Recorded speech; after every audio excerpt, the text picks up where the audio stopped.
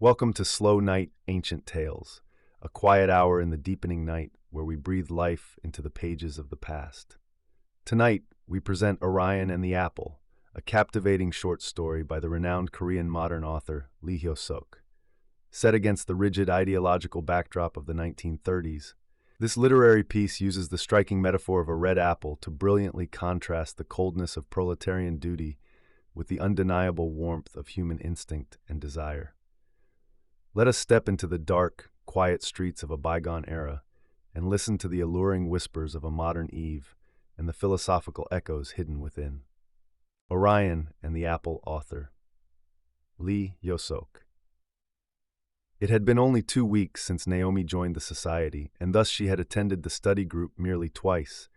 But when I realized that her attitude was already flowing in an entirely unexpected direction, I could not help but be surprised.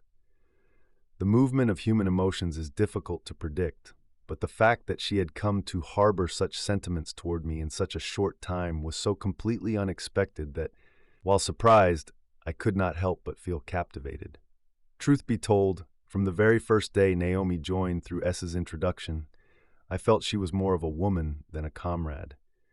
This was not merely because Naomi was currently a shop girl at a certain department store, and therefore dressed somewhat extravagantly, but rather because the overall impression of her physique and features was so soft and luxurious. Her body was exceedingly slender, her lips were light, and the expressions in her eyes were overly rich. Though I had occasionally heard through S the news that a distant uncle of hers had been a steadfast XX in the past and was currently imprisoned, there was not a single point of correlation between my knowledge of this and my impression of Naomi. They were as disconnected from each other as weeds floating on water. It was as if two entirely different blossoms, a red flower and a blue flower, were naturally blooming on the same branch. However, just because she gave a fragile impression did not necessarily mean her future could not hold promise. Therefore, when S, a true member and reliable comrade, introduced her, we were not in the least bit reluctant to approve her admission. However, as I met her more frequently, the feeling of her being a comrade faded, and the feeling of her being a woman became almost the entirety of my impression of her. Meanwhile, her attitude and behavior toward me were highly suggestive. Of course, it was only after the following incident that I came to realize this. It was the day Naomi attended the study group for the second time since joining. Since the 5 or 6 members encompassed various walks of life, including S being a factory girl, students, clerks, and so on, gathering times were naturally not strictly observed. Furthermore, because there were many difficult passages in the XXXX we were reading and discussing by comparing it with the German translation, we could not cover much material. Plus, everyone would be exhausted after the meeting, so it was customary to gather in the early evening and adjourn before the night grew deep.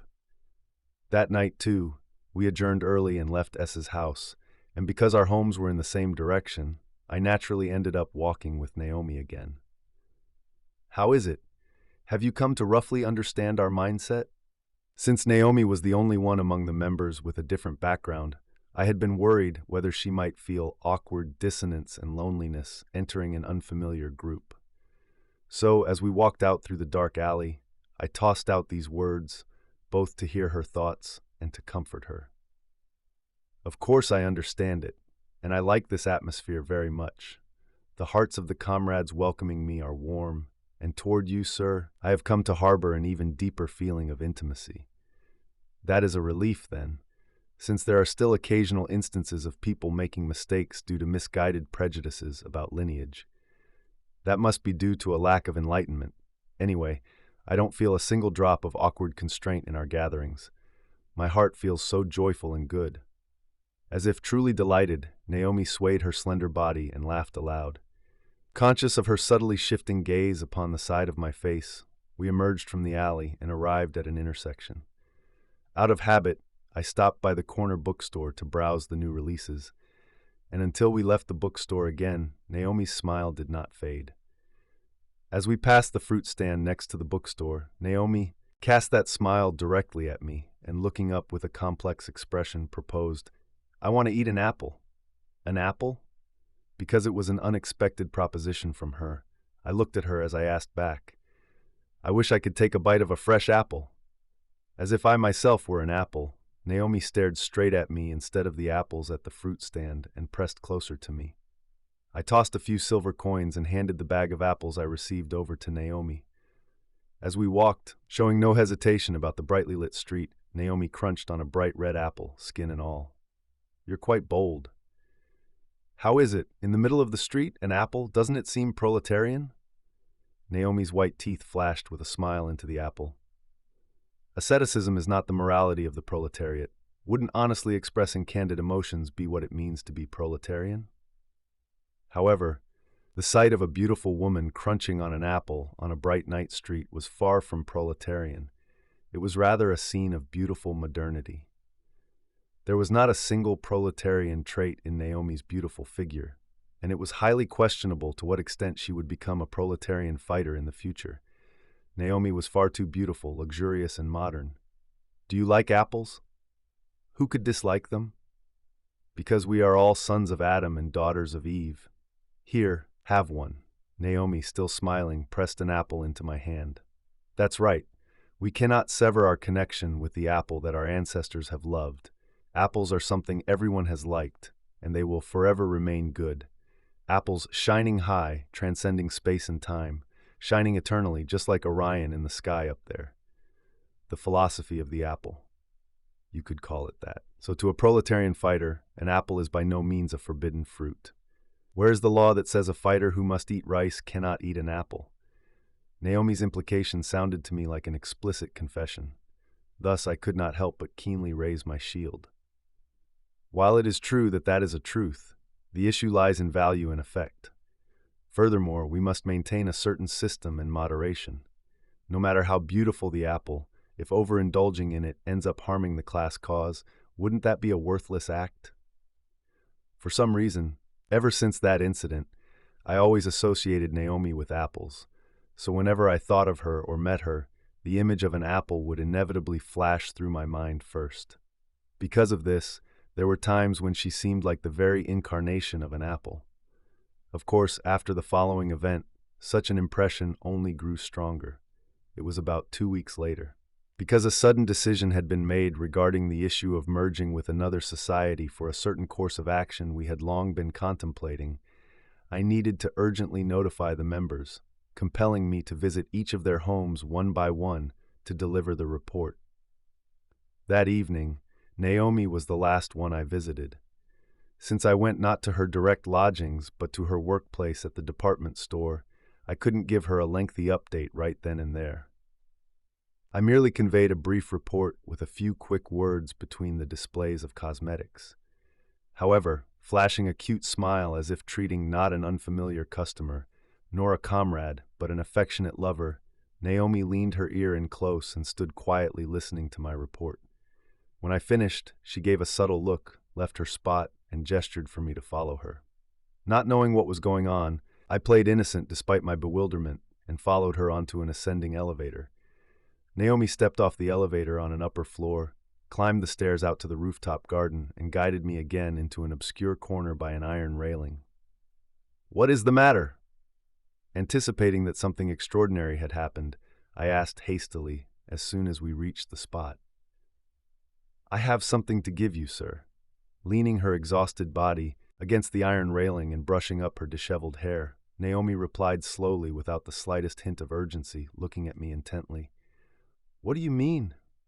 What do you think it is?" "Well," but Naomi did not answer right away. With a tired gesture, she adjusted her crumpled clothes and appearance and sighed.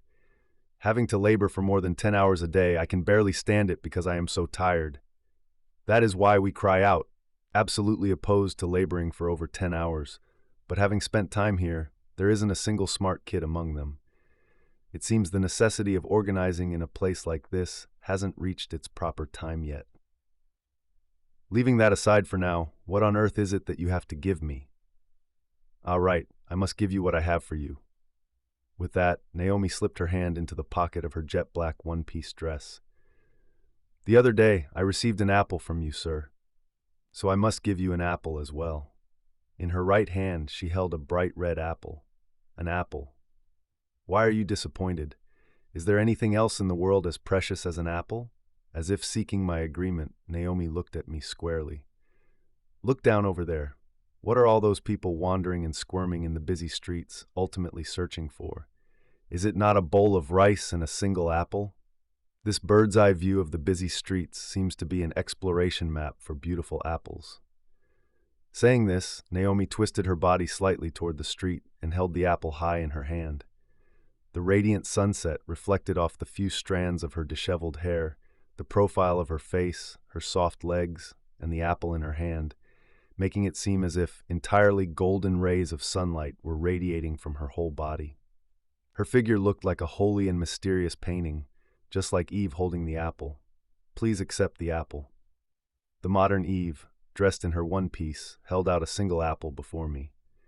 Being so captivated by her figure and actions, I stood there silently. I don't know what she thought, but she then placed the apple between her two hands and applied force.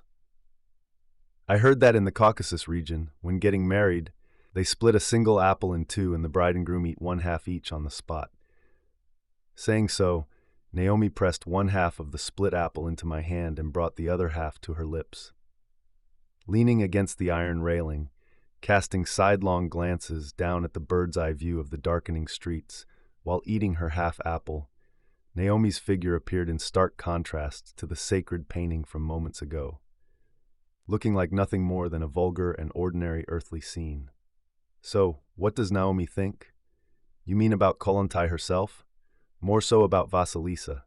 In Vasilisa's heart, as she formed various red loves, there was surely the steadfast control of reason, but she must have been even more obedient to her boiling blood and emotions. In this respect, I too can like and praise Vasilisa.